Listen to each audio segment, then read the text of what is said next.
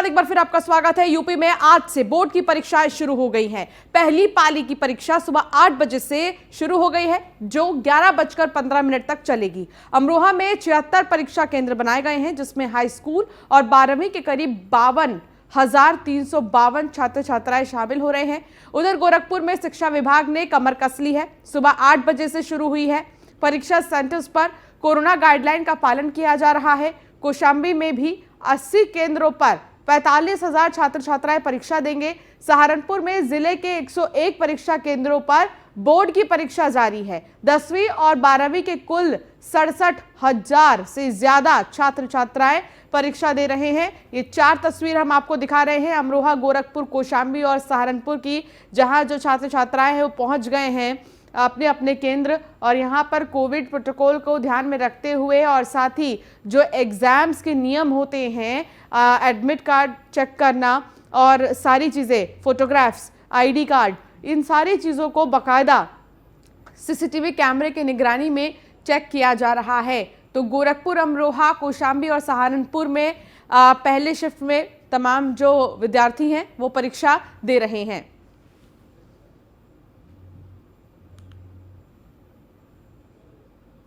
से जो है ये हाई स्कूल व इंटर बोर्ड की परीक्षाएं प्रारंभ हो रही हैं और इसमें हमारे जनपद में 43 जो है ये परीक्षा केंद्र है। लगभग 21,000 इसमें परीक्षार्थी इन परीक्षाओं में बैठेंगे और हर विद्यालय में, हर परीक्षा केंद्र में एक स्टैटिक मजिस्ट्रेट है, केंद्र व्यवस्थापक हैं, बाह्य केंद्र व्यवस्थापक हैं, सीसीटीवी से निगरानी की व्यवस्था है। तो नकल रोकने के लिए भी अच्छी व्यवस्था है और जो हमारे परीक्षार्थी हैं ये आसानी से परीक्षा दे सकें, इसके लिए भी जो है सुविधाजनक कक्ष तैयार किए गए हैं उस पर सीट नंबर के हिसाब से। तो कोई इसमें दिक्कत नहीं है। आज से जो है ये हाई स्कूल व इंटर बोर्ड की परीक्षाएं प्रारंभ हो रही हैं। और प्रतापगढ़ में पुलिस और बदमाशों के बीच मुठभेड़ हुई है। इस दौरान एक बदमाश सूफियान के पैर में गोली लग गई, जबकि उसके 2 साथी अंधेरे का फायदा उठाकर मौके से फरार हो गए। बदमाश के पास से बाइक, 2 तमंचा भी बरामद हुआ है। तो वहीं गोंडा के थाना खोडारे क्षेत्र में पुलिस और बदमाशों के बीच मुठभेड़ हुई है, जिसमें डॉक्टर के अपहरण मामले में 25,000 का इनामी बदमाश को गोली लग गई। मौके से पुलिस ने 2 बदमाश को गिरफ्तार किया है। गाजियाबाद के पौष थाना इलाके इंदिरापुरम में पुलिस और बदमाशों के बीच मुठभेड़ में शोएब और वसीम नाम के 2 बदमाशों को गोली लगी है। पुलिस के मुताबिक दोनों बदमाश चेन स्नैचर हैं। 16 तारीख की वारदात का सीसीटीवी फुटेज भी सामने आया है। तो ये 3 तस्वीर आपको हम दिखा रहे हैं, प्रतापगढ़ की, गोंडा की और गाजियाबाद की। गाजियाबाद में आप देखेंगे सीसीटीवी कैमरा जो है वो सामने आया कि आखिर कैसे चेन स्नैचिंग इन बदमाशों ने की है। और गोंडा में भी पुलिस और बदमाशों के बीच मुठभेड़ हुई। प्रतापगढ़ में भी पुलिस और बदमाशों के बीच मुठभेड़ हुई। पुलिस को बड़ी कामयाबी हाथ लगी है, जहां पुलिस ने इन इनामी बदमाशों को गिरफ्तार किया है। टीम के साथ पुलिस मुठभेड़ हुई, जिसमें कि बदमाशों के द्वारा पुलिस टीम पर फायरिंग की गई। आत्मरक्षार्थ पुलिस के द्वारा जो फायरिंग की गई तो उसमें एक बदमाश जिसका नाम सूफियान है, ये मानदाता थाना क्षेत्र का रहने वाला है, उसको जवाबी कार्रवाई में गोली लगी है। इसके 2 साथी और थे जो कि दूसरी बार उत्तराखंड का मुख्यमंत्री बनने के बाद पुष्कर सिंह धामी हरिद्वार पहुंचे। यहां हर की पैड़ी पर गंगा पूजन करने के बाद प्रदेश की जनता का आभार व्यक्त किया। इस दौरान पुष्प वर्षा कर उनका स्वागत भी किया गया। शाम करीब 6 बजे हरिद्वार में मां गंगा का आशीर्वाद लेने हर की पौड़ी पहुंचे, जहां हजारों की संख्या में पहले से ही उनके स्वागत में बीजेपी के कार्यकर्ता मौजूद थे, जिन्होंने आतिशबाजी और गुलाल के रंगों सहित फूलों से वर्षा कर उनका स्वागत किया। इसके बाद धामी ने गंगा पूजन कर शाम की गंगा आरती में भाग लिया। बता दें कि उत्तराखंड में मुख्यमंत्री पुष्कर सिंह धामी ने राज्य के मुख्यमंत्री के रूप में अपना लगातार दूसरा कार्यकाल शुरू करते हुए सर्वप्रथम अपनी मां बिस्ना देवी का आशीर्वाद लिया।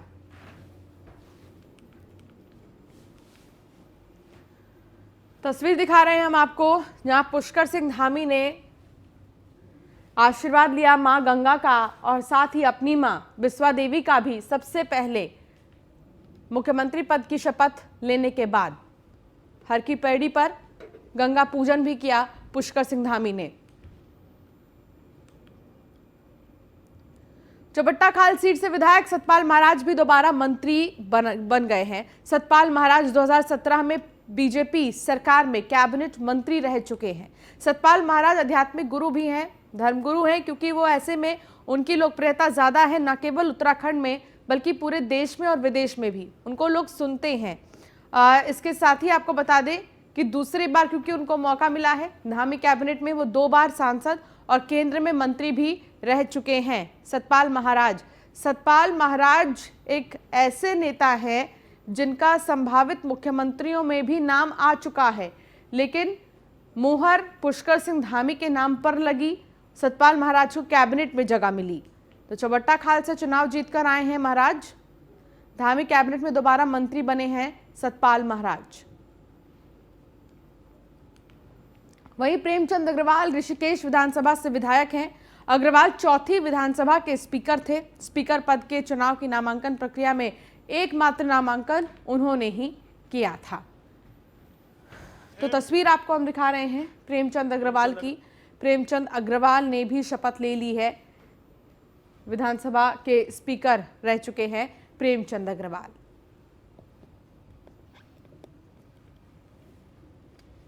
के नए मंत्री जो विधानसभा अध्यक्ष थे प्रेमचंद अग्रवाल जी, इनसे बात करते हैं। सर, धामी कैबिनेट में आपको मौका मिला है, आप विधानसभा अध्यक्ष भी रहे, पार्टी के बहुत पुराने कार्यकर्ता विधायक हैं, क्या कहेंगे, ये कितनी महत्वपूर्ण जिम्मेदारी है? देखिए, मैं पहले तो अपने राष्ट्रीय नेतृत्व का, माननीय प्रधानमंत्री आदरणीय नरेंद्र मोदी जी का, माननीय गृह मंत्री आदरणीय अमित शाह जी का और अपने राष्ट्रीय अध्यक्ष आदरणीय JP नड्डा जी का और यहाँ हमारे माननीय युवा मुख्यमंत्री आदरणीय पुष्कर सिंह धामी जी का बहुत धन्यवाद कर रहा हूँ, जिन्होंने मेरे पे भरोसा जताया है और 2/3 बहुमत के साथ जिस प्रकार से जनता ने हमें जनादेश दिया है, मैं जनता का धन्यवाद कर रहा हूँ। और निश्चित रूप से जो भी जिम्मेवारी आप जानते हैं कि मुझे आज से पहले भी मिली है, बखूबी निभाने का मैंने प्रयास किया है। इस जिम्मेवारी को भी बखूबी निभाऊंगा और कोशिश करूंगा कि अपनी पूरी क्षमता के साथ ये मेरा प्रदेश, जो हमारा देवभूमि जिसे हम कहते हैं, पूरे उत्तराखंड वासियों के उन विश्वासों पे खरा उतरने का हम लोग सब मिलजुल के काम करेंगे, ताकि हमारा ये उत्तराखंड अन्य राज्यों से और देश के अंदर उच्च स्थान पर पहुंच सके। ऐसा हम माँ गंगा से और भगवान श्री बद्री विशाल से प्रार्थना करते हैं। अब मंत्रिमंडल में आप आ गए, अब मंत्रालयों को लेकर भी थोड़ा सा समय लगेगा, क्या चाहते हैं, किस तरीके की जिम्मेदारी मिले? देखिए, माननीय मुख्यमंत्री जी का ये विशेषाधिकार रहता है, जो मेरे पे वो जिम्मेवारी या जिस प्रकार से वो विश्वास मेरे पे जताएंगे, मैं उस पर खरा उतरने की कोशिश करूंगा। कोई विशेष विषय मेरा नहीं है, क्योंकि जैसा आप जानते हैं कि जो भी जिम्मेवारी मुझे मिलती है मैं उसी तरह से और क्षमताओं के अनुसार मैं कोशिश करता हूं, इसे भी मैं अच्छी तरह से निभाऊंगा। तो ये प्रेमचंद अग्रवाल जी थे, जिनका कहना था कि जो भी जिम्मेदारी उन्हें मिलेगी उसे वो बखूबी निभाएंगे। कैमरा सहयोगी राजन बड़ोला के साथ सुदीप जैन, न्यूज़ 1 इंडिया, देहरादून। गणेश जोशी भी धामी कैबिनेट में शामिल हुए हैं। जोशी मूल रूप से पिथौरागढ़ जिले के रहने वाले हैं। उनका जन्म 1958 में मेरठ में हुआ था। मेरठ में उनके पिता स्वर्गीय श्याम दत्त जोशी भारतीय सेना के जवान के रूप में तैनात थे। गणेश जोशी 1976 से 1983 तक एक सैनिक के रूप में भारतीय सेना में रहे हैं। वर्तमान में वो देहरादून के कालिदास रोड स्थित आवास में रहते हैं। मसूरी से विधायक हैं, यहां से लगातार जीत दर्ज करते रहे हैं। धामी के पहले कार्यकाल में उन्हें कैबिनेट मंत्री बनाया गया था। हमारे विशेष संवाददाता सुदीप जैन ने उनसे खास बातचीत की।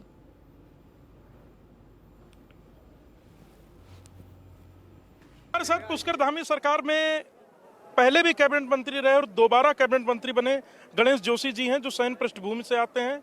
मोदी जी को सल्यूट किया है इन्होंने। गणेश जी, बहुत बहुत स्वागत है आपका न्यूज़ 1 इंडिया पर। और आज जो जिम्मेदारी मिली, क्या कहेंगे? सबसे पहले तो मैं इसके लिए प्रधानमंत्री मोदी जी का, आदरणीय नड्डा जी का, आदरणीय अमित शाह जी का, आदरणीय पुष्कर सिंह धामी जी का, कि मेरे जैसे फौज के सिपाही को दोबारा मंत्री बनाकर सेवा करने का मौका दिया, आभार व्यक्त करता हूं। और साथ ही विश्वास दिलाता हूं, जिस भरोसे के साथ मुझे जिम्मेदारी दी, हम उस भरोसे पर खरा उतरेंगे। सबसे मेरा संकल्प, जो सैन्य धाम का हमारा प्रोजेक्ट है, उसको पूरा करना मेरी जिम्मेदारी होगी और 2024 से पहले हम उसको पूरा करेंगे। जिस दिन वो बनकर तैयार हो जाएगा, जिस प्रकार लोग बद्री, केदार, गंगोत्री, यमुनोत्री को देखने आते हैं, उस सैन्य धाम को देखने लोग यहाँ पर आएंगे। इस भावना के साथ हम इस काम को कर रहे हैं। साथ ही जिस अपेक्षा के साथ हमें पूर्ण बहुमत मिला है, जो अधूरे विकास कार्य हैं, उनको हम पूरा करेंगे, क्योंकि मोदी जी का आशीर्वाद प्रदेश की जनता के साथ है और आज हमारी कैबिनेट को उन्होंने अपना आशीर्वाद दिया है, उनका आभार व्यक्त करता हूँ। सर, मंत्रिमंडल में आपका स्थान है, अब मंत्रालयों को लेकर कब तक स्थिति साफ होगी और जोशी जी की क्या चॉइस है? जोशी जी की कोई चॉइस नहीं है, सिर्फ सैनिक कल्याण मंत्रालय मेरी चॉइस है, उसके बाद जो मुख्यमंत्री जी देंगे हम उस पर काम करेंगे, ईमानदारी से काम करेंगे। तो ये थे गणेश जोशी, जिनका कहना है कि जो भी मंत्रालय मुख्यमंत्री जी अपनी इच्छा से देंगे उसमें वो काम करेंगे और प्रदेश को विकास की राह पर आगे ले जाएंगे। कैमरा सहयोगी राजन बड़ोला के साथ सुदीप जैन, न्यूज़ 1 इंडिया, देहरादून। धन सिंह रावत को भी धामी कैबिनेट में मंत्री बनाया गया है। धन सिंह रावत श्रीनगर गढ़वाल से विधायक हैं और बीजेपी के शीर्ष नेताओं में शामिल हैं। उन्हें अच्छा खासा अनुभव है राजनीति का। धन सिंह रावत को हमारे विशेष संवाददाता ने धन सिंह रावत से खास बातचीत की, सुनिए।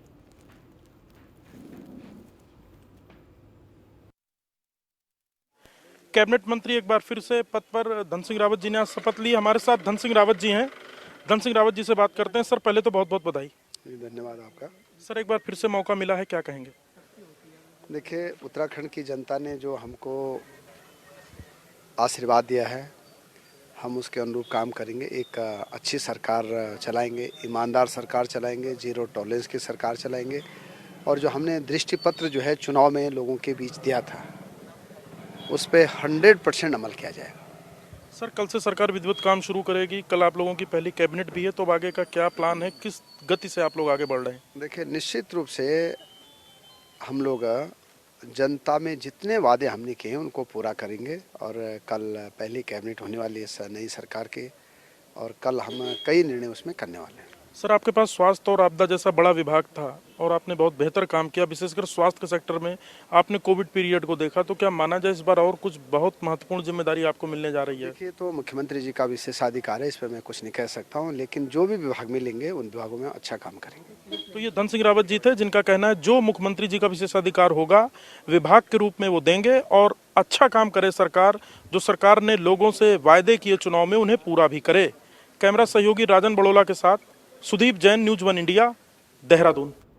सुबोध उनियाल भी धामी कैबिनेट में मंत्री बने हैं। सुबोध नरेंद्र नगर से बीजेपी के विधायक हैं और सुबोध उनियाल को भी दोबारा से मंत्रिमंडल में चुना गया है। हमारे विशेष संवाददाता सुदीप जैन ने उनसे खास बातचीत की, सुनिए उन्होंने क्या कुछ कहा। मुख्यमंत्री पुष्कर सिंह धामी सरकार में राज्य सरकार के वरिष्ठ मंत्री सुबोध उनियाल जी को एक बार फिर स्थान मिला है। उनियाल जी से बात करेंगे। सर, सबसे पहले तो बहुत बहुत शुभकामनाएं, बधाई। धन्यवाद आपको बहुत बहुत। सर, अब कैबिनेट शपथ आप लोगों ने ले ली है मंत्रिमंडल में, आप मंत्रिमंडल में हैं। कल सर पहली कैबिनेट होनी है। अब आगे की किस तरीके से आगे सरकार बढ़ेगी और प्रधानमंत्री मोदी जी आप लोगों को क्या कह के गए? देखिए, 2017 में एक प्रचंड बहुमत प्रदेश की जनता ने भारतीय जनता पार्टी को दिया और उसके बाद एक मिथक था इस राज्य में कि कोई सरकार दोबारा नहीं आती। लेकिन इस प्रदेश की महान जनता ने 5 वर्षों के कामों के कारण और मोदी जी के विराट नेतृत्व को देखते हुए एक बार फिर प्रचंड बहुमत देके सारे मिथकों को तोड़ के हम लोगों को एक जिम्मेदारी दी। ये जिम्मेदारी मैं समझता हूँ 2017 की जिम्मेदारी से ज़्यादा है, महत्वपूर्ण है। इसलिए और ज़्यादा मेहनत करने की आवश्यकता है ताकि जन अपेक्षाओं को पूरा करके इस राज्य को विकास के रास्ते पर आगे बढ़ाया जा सके। सर, कल पहली कैबिनेट होनी है, क्या एजेंडा तैयार है या कल फॉर्मल कैबिनेट है और कुछ मौके पर ही निर्णय आप लोग ले लेंगे? निश्चित रूप से पहली कैबिनेट है, तो अभी जो मौके पर ही निर्णय लेने की मैं समझता हूँ, एजेंडा की तो भी नहीं पड़ेगी, लेकिन कई ये है कि बहुत महत्वपूर्ण निर्णय लिए जा सकते हैं। बताया जा रहा है सुबोध उनियाल जी का पोर्टफोलियो हैवी होने जा रहा है और आपने पिछली बार, हालांकि आपके अनिक्षा के विभाग थे, पर उद्यान और विशेषकर बागवानी के क्षेत्र में बहुत बड़े काम हुए। कई गुना बजट आप भारत सरकार से ले आए, कई पॉली हाउस आप ले आए। तो इस बार क्या होने वाला है? देखिए, निश्चित रूप से कृषि और उद्यान के क्षेत्र में जो हम लोगों ने सुधार किए, वो निश्चित रूप से इस राज्य में किसानों की आर्थिकी को मजबूत करने में उनका बड़ा योगदान रहा। और यही कारण था कि राज्य में जिस तरह से कृषि के क्षेत्र में हम लोगों ने किसानी की आय को बढ़ाने में काफ़ी कुछ सफलता पाई है, दुगुना करने के जो हमारा संकल्प था। अभी उस यात्रा को आगे बढ़ाने के साथ साथ राज्य में जो संभावनाएं पर्यटन के क्षेत्र में, ऊर्जा के क्षेत्र में, उद्योगों के क्षेत्र में हैं, जिससे कि नौजवानों को रोजगार मिल सके, तो वो सरकार की प्राथमिकताएं होंगी ताकि इस राज्य में नौजवानों को, महिलाओं को रोजगार देके उनकी आर्थिकी को मजबूत करके राज्य को आर्थिक रूप से मजबूत किया जाए। क्या माना जाए सुबोध उनियाल के अगले यही नए 3 विभाग होने वाले हैं? देखिए, ये निर्णय तो मुख्यमंत्री को लेना है, हाईकमान को लेना है, लेकिन क्योंकि कैबिनेट की एक सामूहिक जिम्मेदारी होती है, तो हमारा प्रयास ये रहेगा कि इन सभी क्षेत्रों में, सेक्टर्स में ऐसे काम हो कि जो रोजगार परक योजनाएं बने। और जब एम्प्लॉयमेंट ओरिएंटेड योजनाएं बनेंगी तो निसंदेह रोजगार बढ़ेगा। तो ये सुबोध उनियाल जी थे, जिनका कहना है कि रोजगार परक योजनाओं पर काम करने की जरूरत है और सरकार जो भी जिम्मेदारी देगी उसका पालन होगा। कैमरा सहयोगी राजन बड़ोला के साथ सुदीप जैन, न्यूज़ 1 इंडिया, देहरादून। रेखा आर्य भी धामी कैबिनेट में मंत्री बन गई हैं। रेखा सोमेश्वर विधानसभा से बीजेपी के विधायक हैं। धामी सरकार में वो दोबारा कैबिनेट मंत्री बनी हैं। तो सोमेश्वर से विधायक हैं रेखा आर्य। न्यूज़ 1 इंडिया के विशेष संवाददाता सुदीप जैन ने उनसे खास बातचीत की थी शपथ ग्रहण से पहले। तो उन्होंने कहा था कि इस बार भी पूरी निष्ठा के साथ कैबिनेट में काम करूंगी और साथ ही वो अपने परंपरागत वेशभूषा में नजर आई थी जब बातचीत हो रही थी।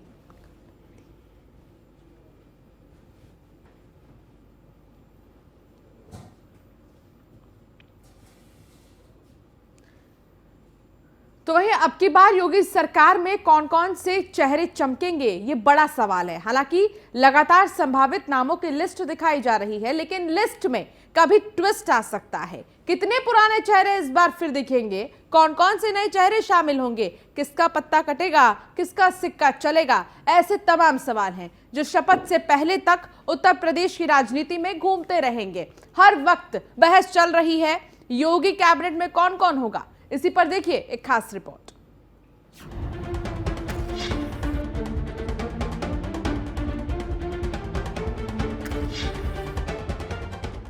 पच्चीस मार्च को योगी आदित्यनाथ एक बार फिर से मुख्यमंत्री पद की शपथ लेंगे। उनके साथ कौन कौन शपथ लेगा, इसकी सिर्फ अटकलें लगाई जा रही हैं, लेकिन फाइनल पिक्चर कैसी होगी इसको लेकर सटीक खबरें किसी के पास नहीं है।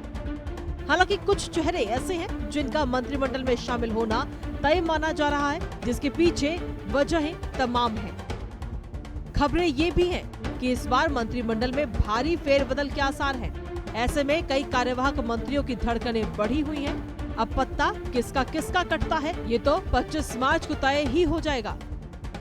लेकिन एक बात मानकर चलिए, इस बार कई नए चेहरों को शामिल किया जाएगा तो कैबिनेट में अपर कास्ट की संख्या कम हो सकती है, जबकि पिछड़ों और दलितों की संख्या भारी भरकम होने की उम्मीद है। सूत्रों की माने तो सब कुछ तय हो चुका है। किसको मंत्रिमंडल में जगह दी जानी है, सब फाइनल है। सूत्रों के मुताबिक करीब 2 दर्जन कैबिनेट मंत्री, 10 से 12 राज्य मंत्री स्वतंत्र प्रभार और 10 से अधिक राज्य मंत्री इस बार योगी कैबिनेट में हो सकते हैं। लेकिन दिलचस्प बात यह है कि इस बार कुछ चौंकाने वाले नाम भी शामिल किए जा सकते हैं। तो ये कहा जा रहा है पिछली सरकार में शामिल ऐसे मंत्री जो विभाग के साथ जनता के बीच बेहतर प्रदर्शन नहीं कर पाए हैं, उनका पत्ता कटना तय है। अब कौन योगी की टीम में शामिल होता है, किस किस पर हाईकमान भरोसा जताता है, इसके लिए बस एक और दिन का इंतजार करिए, फिर तो सब कुछ साफ साफ हो ही जाएगा। Bureau report, news 1 India. और फिलहाल इस बुलेटिन में इतना ही। आप बने रहिए न्यूज़ 1 इंडिया के साथ। नमस्कार।